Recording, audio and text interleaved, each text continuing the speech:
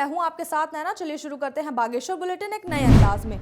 बागेश्वर में धार्मिक स्थलों को विकसित करने के उद्देश्य से जिलाधिकारी विनीत कुमार ने जोगाबाड़ी की गुफा और झरने का निरीक्षण किया। इस दौरान ग्रामीणों ने जिलाधिकारी का ढोल नगाड़ों के साथ पुष्प मालाओं से स्वागत किया। वहीं जिलाधिकारी ने कहा कि जोगाबाड़ी के पास प्रसिद्ध कालिका मंदिर है, जहाँ कई पर्यटक मां के दर्शन करने आते हैं। साथ ही उन्होंने स्थल को विकसित कर पर्यटन के लिए तैयार करने की बात कही है। देखिए, इसमें जो है हमें आवेदन प्राप्त हुआ था कि इसको एज अ टूरिज्म साइट हम लोग डेवलप कर सकते हैं ये गुफा को, जो कि यहाँ पे बहुत ही एक सुंदर वाटरफॉल भी है और यहाँ पे नियर बाई जो है कालिका मंदिर भी है, वहाँ से ज़्यादा दूरी पर ये नहीं है।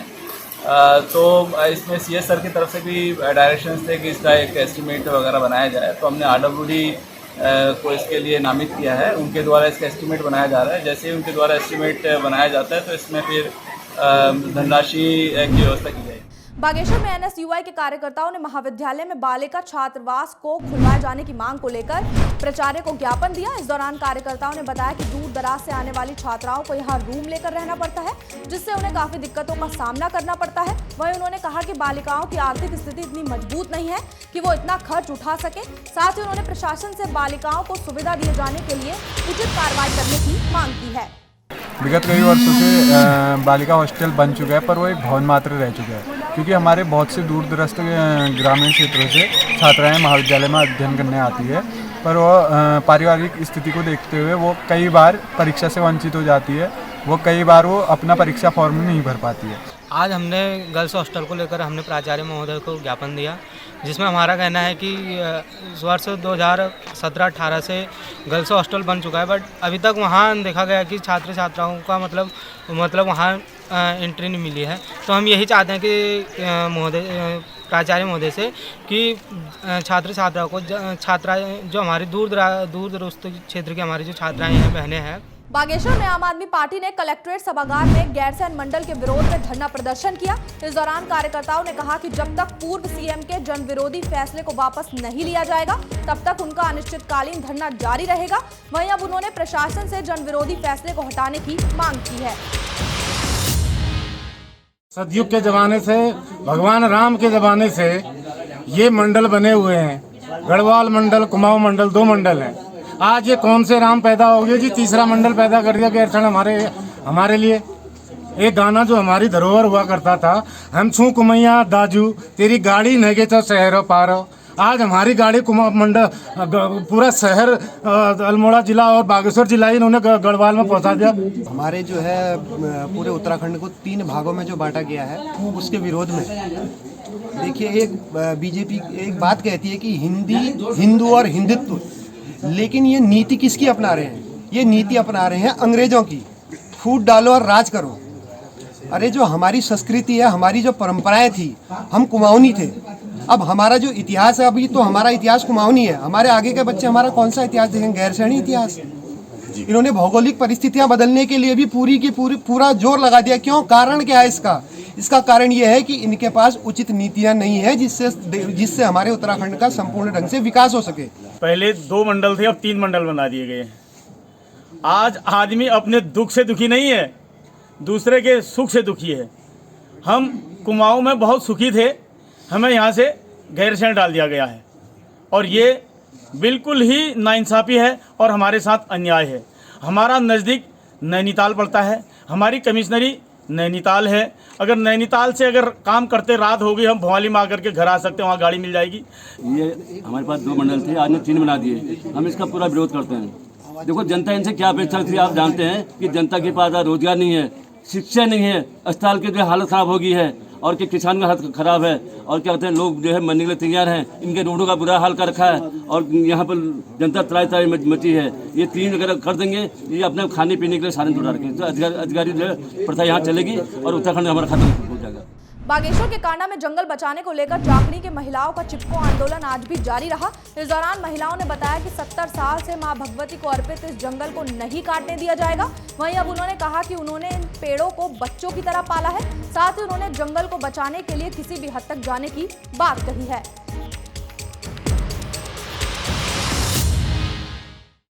मैं ग्राम प्रधान जाखनी। हमारा ये आंदोलन करने का मेन मकसद है जो हम चिपको आंदोलन से प्रेरित होकर हमारी महिलाओं ने, सरपंच जी ने और गांव के बुजुर्गों ने इससे प्रेरित होकर हम इसको बचाने के लिए आगे आए हैं। हम किसी भी कीमत पर हमारे महिलाएं, बुजुर्ग, युवा वर्ग यहाँ से रोड आगे नहीं जाने देंगे और पेड़ जंगल बिल्कुल नहीं कटने देंगे। ये मकसद है हमारा। हम प्रशासन की वो अनदेखी नहीं कर रहे हैं, लेकिन हमने अपना जंगल बचाना है, यही कहना चाहूँगा।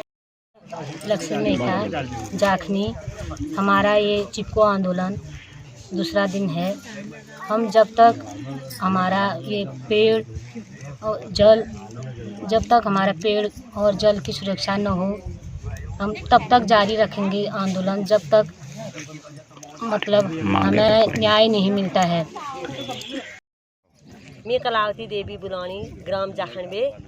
हमार मेन उद्देश्य हो कि हमार पानी और जंगल बिल्कुल न कटना चाहिए। हमारे जंगल और पानी का हमारे बहुत कमी पेश किया जाए। हम यह मेन उद्देश्य यह हो कि जंगलों पर हम यह रक्षा करना पर हम यहाँ जागरूक छा, और जब तक हमारे हमका न्याय नहीं मिलल, हमारे यह आंदोलन जारी रहो।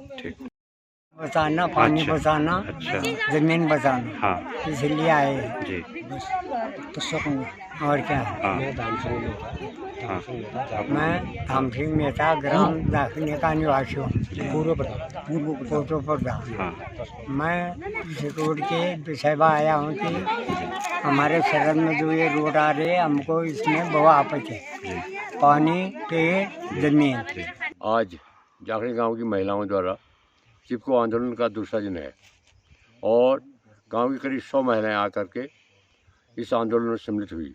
इसके साथ ही गांव के पुरुष, युवा वर्ग ने भी बढ़ चढ़ कर भाग लिया। और हमारा मेन मुख्य मुद्दा है कि पर्यावरण बचे। पर्यावरण तभी बचेगा जब जल, जंगल, ज़मीन की सुरक्षा होगी। ये तो हम पहले ही कह चुके हैं कि अपने यहाँ एक जल, जंगल, ज़मीन की सुरक्षा के लिए हम अपनी जान भी देने को तैयार हैं। मैं जाखनी से कमला देवी सरपंच बोल रही हूँ। आज हमारा आंदोलन का दूसरा दिन है कि जब मैं सरपंच नहीं थी, उब से मैंने ये पानी, जंगल और ये जमीन सब बचा रखा है, पेड़ पौधा। अभी मैं सरपंच हूँ, अभी भी इसमें मेरी जान आ जा रही है। बागेश्वर में भाजपा कार्यकर्ताओं की ओर से जिलाध्यक्ष शिव सिंह भिस्ट की मौजूदगी में बैठक का आयोजन किया गया। आपको बता दें कि बैठक का मुख्य उद्देश्य प्रदेश अध्यक्ष मदन कौशिक के 22 मार्च को जिले में भव्य स्वागत के बारे में रखा गया है। इस दौरान जानकारी देते हुए भाजपा जिलाध्यक्ष शिव सिंह भिस्ट ने बताया कि प्रदेश अध्यक्ष का जिले में भव्य स्वागत किया जाएगा। साथ ही उन्होंने सभी कार्यकर्ताओं से मामले में वार्ता करने की बात कही है। जी, एक कार्यक्रम होना है, प्रदेश अध्यक्ष जी का बागेश्वर में दौरा होना है। किस तरह का कार्यक्रम है और कब ये कार्यक्रम है, किस तरह से यहाँ पे तैयारी की जाती है? आज हमारे पूरे जनपद के वरिष्ठ कार्यकर्ता और हमारे जनप्रतिनिधिगण के बीच में हमारे 22 मार्च को हमारे नवनियुक्त प्रदेश अध्यक्ष आदरणीय मदन कौशिक जी का बागेश्वर जनपद आगमन पर जो कार्यक्रम होना है, उसके निमित्त हम लोग एक बैठक कर रहे हैं। और निश्चित रूप से प्रदेश अध्यक्ष जी का भगवान बागनाथ की भूमि में हम स्वागत, अभिनंदन करते हैं और उस कार्यक्रम को भव्य रूप देने के लिए हम लोग सभी कार्यकर्ता यहाँ पर बैठे हैं। किस तरह की तैयारियां यहाँ पे की जा रही हैं उनके आने पर, क्योंकि पहली बार प्रदेश अध्यक्ष जी आ रहे हैं और नए प्रदेश अध्यक्ष जी हैं इस बार, क्या कहें? क्योंकि भारतीय जनता पार्टी के हमारे नए प्रदेश अध्यक्ष बने, हमारे कार्यकर्ताओं में नए मुख्यमंत्री बने, तमाम कार्यकर्ताओं में बहुत सारा जोश है और बहुत भव्य रूप से हम लोग माननीय प्रदेश अध्यक्ष जी का डिग्री कॉलेज मैदान से लेकर बागेश्वर मेन मार्केट होते हुए इधर पार्टी कार्यालय में उनको भव्य रैली के रूप में हम लोग एक कार्यक्रम कर रहे हैं। और हमारी मुझे अनुमान है कि लगभग हमारे हजारों कार्यकर्ता उस रैली में करेंगे।